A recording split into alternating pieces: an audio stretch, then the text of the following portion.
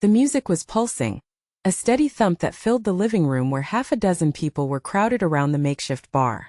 I was standing near the window, the cold glass pressing against my back as I tried to find a moment of quiet amid the noise. It was supposed to be just another night out with friends, a chance to unwind after a brutal week. But then I heard it, his voice sharp and slicing through the chatter. "Give back the ring." The words echoed, and suddenly the entire room seemed to freeze. Conversations died mid-sentence. Eyes darted toward the source, and I felt the air thickening around me. All heads turned to where he stood, his posture rigid, his face flushed with a mix of anger and desperation. It was like a scene out of a bad movie, except this was real. My ex, the one I thought I'd put behind me, was standing there demanding something that had become nothing more than a painful symbol. I felt every gaze land on me, a thousand silent questions burning in the air. The ring. The symbol of everything that had gone wrong. The promise that was never kept. The shiny thing I had hidden away in a jewelry box months ago. I could feel my pulse quicken, but I forced myself to stay calm, to not let his outburst unravel me. Slowly, deliberately, I reached into my purse and pulled out the small black velvet box. The room held its breath. Whispers rippled like waves as I held the box up, the spotlight suddenly on me in a way I hadn't anticipated. Everyone expected me to hand it over, to give in to the drama, to make it easy for him. But I wasn't going to play that role tonight. Instead of opening the box to reveal the ring, I let the lid pop open with a practiced flick of my wrist. Inside, resting on the crushed velvet, was not the sparkling diamond he wanted back. It was a small folded note, my handwriting clear and bold. The silence stretched thick and heavy, as eyes scanned the unusual sight. A note where a ring should have been. I reached into the box, unfolded the paper, and began to read aloud, my voice steady despite the knot tightening in my stomach. To the part of me that thought this ring meant forever, I'm writing to say I'm done waiting. This is not just a ring. It's a symbol of control, of broken promises, and of a love that was never mine to keep. I'm taking it back. Not the ring, but my power, my peace, my story. This chapter ends here. The room remained quiet, the tension palpable. His jaw clenched, eyes narrowing, but I didn't flinch. I folded the note carefully and closed the box, the weight of the moment settling over me like a shield. This wasn't about him anymore. It was about me, reclaiming a piece of myself I'd lost in the aftermath of our breakup. I looked around at the faces, some shocked, some curious, others clearly uncomfortable. The party, which had been buzzing just moments before, now felt like a stage set for a reckoning. It wasn't what anyone expected, least of all him. But I was done being a character in his story. The ex's voice broke the silence, sharp and accusing. "What's this? Some kind of joke?" I met his gaze, steady and unyielding. "No joke. Just the truth you never wanted to hear." Around us, the guests shifted uneasily, whispers starting again but with a new undercurrent, admiration, maybe, or surprise at my refusal to be cowed. The spotlight was no longer on the ring, but on the woman who turned the script inside out. Tonight I wasn't handing over a shiny bauble. I was handing back my narrative, folded neatly inside a note, and a promise to never let that ring define me again. As the murmurs around me swirled like a restless tide, my mind drifted back to the early days of us, the days when the ring first appeared, a gleaming promise nestled in a velvet box. I remembered the night he slipped it onto my finger, the way his eyes sparkled with hope and expectation. Back then, the world felt full of possibility, and I had let myself believe in the story we were weaving together. But the ring, that symbol everyone now fixated on, had never been just a simple token of love. It was a chain disguised as a jewel. I thought about the countless conversations that followed, each one heavy with demands I never agreed to. The ring had come with strings attached, expectations of who I should be, what I should sacrifice, and how far I should bend to fit into his vision. It wasn't a symbol of partnership. It was a shackle, a reminder that my worth was tied to his approval. Late nights spent wrestling with my own doubts, trying to reconcile love with control, flashed through my mind. The ring had become a monument to all the promises he failed to keep, the whispered forevers that evaporated into silence, the plans made and broken, the dreams deferred. It wasn't a symbol of hope but a relic of heartbreak. Every time I caught sight of it, I felt a flicker of pain, a reminder that I had been caught in a story that wasn't mine. I realized then that returning the ring wasn't going to heal the scars it had left. Handing it back would mean giving him the satisfaction of reclaiming a piece of me that I'd already lost. It would mean acknowledging that his narrative still had power over my life, that I was still subject to the rules he set. But I was done being a character in his drama. I wanted to be the author of my own story. There was a freedom in that realization, a quiet strength that began to pulse beneath the surface. The ring was never about love. It was about possession, control, and expectations that suffocated rather than supported. I remembered the nights I stayed awake, wondering if I was enough, if I could ever be enough for someone who saw me as a prize to be won or lost. The ring was a reminder of all the ways I had tried to fit into a mold that shattered me. Looking around the room, I saw the faces of people who didn't know the truth behind the sparkle. They saw a shiny stone, a symbol of commitment. But I saw the story beneath, the hidden chapters filled with compromise and pain. That's why I had to do something different. I couldn't just hand it over and pretend the past didn't matter. I needed to reclaim my power, to rewrite what the ring meant to me. The note in my hand was more than words. It was a declaration of independence. I had written it for myself, a reminder that the end of one story could be the beginning of another. I wanted to speak that truth out loud, to let everyone hear that the ring no longer held dominion over my heart or my happiness. It was a symbol I was ready to redefine on my own terms. As I stood there, the noise of the party faded to a distant hum. In that moment I was no longer just the woman with the ring. I was someone who had found clarity amid chaos. The pain of the breakup, the confusion, the heartbreak. They were all part of the journey that led me here. I didn't need to hide from that or pretend it didn't shape me. Instead, I embraced it as the foundation of my strength. The ex's glare remained fixed on me, but I no longer felt the weight of his judgment. I had stepped out of the shadow of the ring and into the light of my own truth. The room was still watching, but their eyes no longer held pity or expectation. There was something else there, respect, maybe, or the recognition of a woman who refused to be defined by someone else's narrative. I thought about the future then, about the possibilities that awaited once I let go of the past. The ring had been a symbol of what could have been, but now it was a symbol of what I was leaving behind. I wasn't sure what came next, but I knew it would be mine to write. No longer a prize to be won or lost, I was ready to be whole on my own. The note folded neatly back into the box felt heavier now, not with the weight of pain, but with the promise of freedom. I tucked it safely away, a talisman for the journey ahead. The ring, once a symbol of control, had lost its power. What remained was a woman who had reclaimed her story, and that was a story worth telling.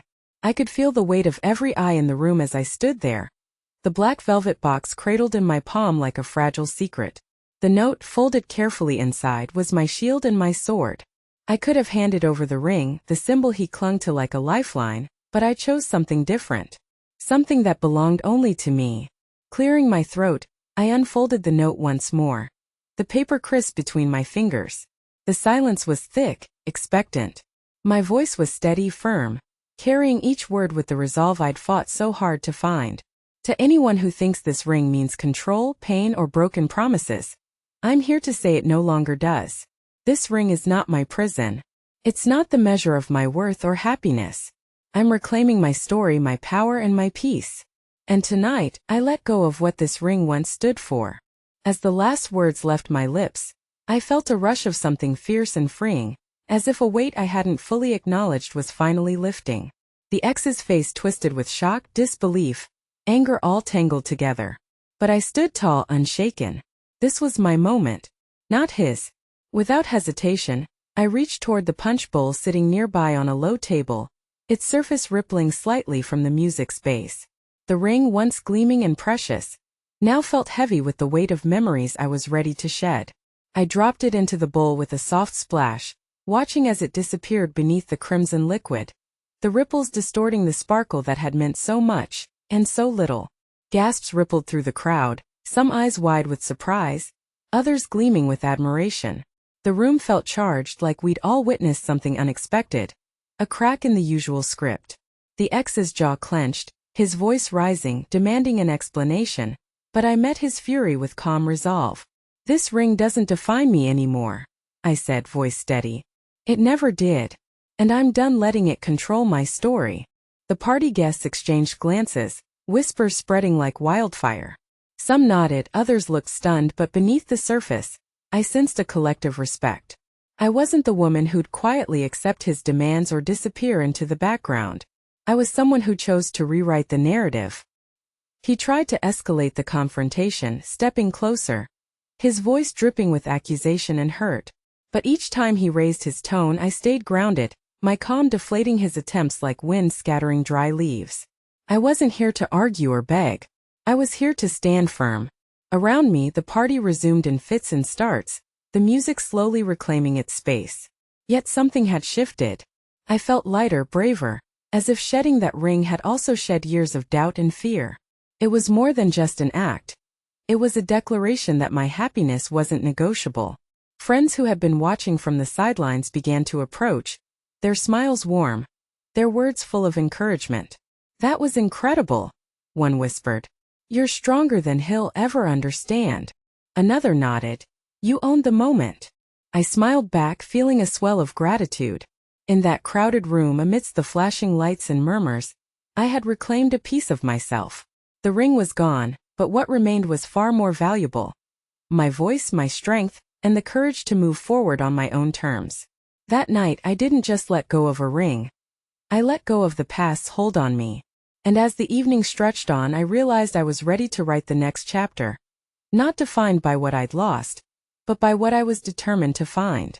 The moment the ring sank beneath the surface of the punch bowl, the room seemed to hold its breath, the air thick with disbelief and tension.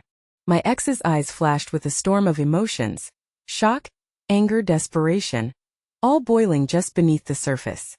He stepped forward, voice sharp and accusing, his words slicing through the murmurs like a blade. "What the hell do you think you're doing? That ring meant everything. You can't just trash it like that." His fury was raw, a desperate attempt to regain control, but I stood my ground, unmoved by his outburst. I met his gaze steadily, my voice calm but resolute. "It meant what it meant to you. To me, it was never about the ring, it was about the promises I was waiting for, the respect I deserved. And throwing it away? That's me taking back what belonged to me all along." Around us, the guests shifted uneasily, some exchanging glances, others whispering in quiet admiration. I caught a few nods, subtle but unmistakable, from friends who had witnessed the weight of this moment. Their support was a quiet bolster to my resolve. He tried again, stepping closer, his jaw clenched tight, eyes blazing. "You're making a scene. You're embarrassing yourself. Just give it back and we can move on." But I refused to be drawn back into the old narrative. "I'm not here to make scenes or seek your approval. I'm here to close a chapter that's been holding me captive for too long. This isn't about you. It's about me finally standing up for myself." His face twisted with frustration, his voice rising, but the more he tried to escalate, the more I found my own calm. It was as if a shield had formed around me, deflecting his anger and diffusing the tension. The party guests noticed it too. The room's energy shifted from confrontation to quiet respect. Some murmured among themselves, impressed by my composure. A friend leaned in, whispering, "You handled that like a boss." Another nodded, "I wish I had that kind of strength." Despite his attempts to provoke a reaction, I stood firm, refusing to be baited into an argument. I knew that engaging would only give him the power to unsettle me. Instead, I took a deep breath and let the silence speak louder than words. The music, which had dimmed during the confrontation, slowly rose again, filling the space with a renewed energy. Conversations resumed, laughter returned, but there was an unspoken acknowledgement that something significant had just unfolded. I felt a strange mix of relief and empowerment, a lightness I hadn't known in months. This was more than just a moment at a party. It was a turning point in reclaiming my life. As the night wore on, I caught sight of the ex retreating to a corner, his expression a mix of defeat and disbelief. He realized, perhaps too late, that the control he thought he held was slipping away. Friends gathered around me, their smiles genuine and encouraging. One pulled me aside, saying, "You showed everyone what real strength looks like. Don't ever let anyone dim that light." I smiled, gratitude warming me from within. This confrontation, while painful, had been necessary. It marked the boundary between the past and the future, between being controlled and choosing freedom. In that crowded room amidst the flashing lights and fading music, I found a new sense of self, a woman no longer defined by a ring or someone else's expectations, but by her own courage and conviction. I knew the road ahead wouldn't always be easy, but for the first time in a long time, I felt ready to face it on my own terms. As the night wore on, the party gradually reclaimed its rhythm, laughter bubbling up and music filling the corners of the room once more. But inside me, everything had shifted. The weight I'd been carrying, the ring, the expectations, the heartbreak, felt lighter somehow. I moved through the crowd with a new ease, a quiet confidence that surprised even me. Messages began popping up on my phone, gentle notes from friends who had witnessed the confrontation. "You were incredible tonight," one text read. Another said, "So proud of you for standing your ground." Their words wrapped around me like a warm embrace, reminding me I wasn't alone in this. I found a quiet corner and sat down, letting the noise fade into the background. My mind wandered back to the moment I dropped the ring into the punch bowl. That splash was more than a simple gesture. It was a declaration, a release. I realized then that reclaiming my story meant freeing myself from the shadows of my past relationship. The ring, once a symbol of love turned control, was now just a forgotten piece submerged beneath red liquid. It no longer held power over me. What remained was a story of resilience, of growth, and of a woman choosing herself over pain. I thought about how long I had let that symbol dictate my emotions, my decisions, my sense of self. But in this moment, I understood that reclaiming my narrative wasn't about forgetting the past. It was about owning it and moving forward with intention. As the party continued around me, I felt a calm resolve settle in my chest. I was ready to embrace new opportunities, new relationships, and new chapters unburdened by old entanglements. The future was mine to shape, and I intended to do it on my own terms. Friends came by to check in, their smiles genuine and encouraging. One pulled me aside, saying, "Watching you tonight reminded me how important it is to stand up for yourself. You're inspiring." I smiled, grateful for their support and the quiet strength it gave me. Looking around, I saw people dancing, talking, living their moments. The party was a tapestry of stories, each unique, each unfolding in real time. And here I was, beginning a new thread in mine, one woven with courage and self-respect. The night wasn't just about letting go of a ring. It was about reclaiming my life.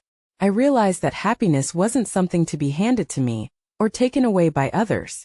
It was something I could claim for myself with every choice and every step forward. As the clock ticked past midnight, I felt a sense of peace wash over me. The past had been painful, but it had led me here, to this moment of clarity and empowerment. And for the first time in a long time, I felt ready not just to survive but to thrive. The road ahead might be uncertain, but I welcomed it with open arms. I was no longer the woman bound by broken promises or expectations. I was the author of my own story, and this was just the beginning. If you loved the story, like the video and subscribe.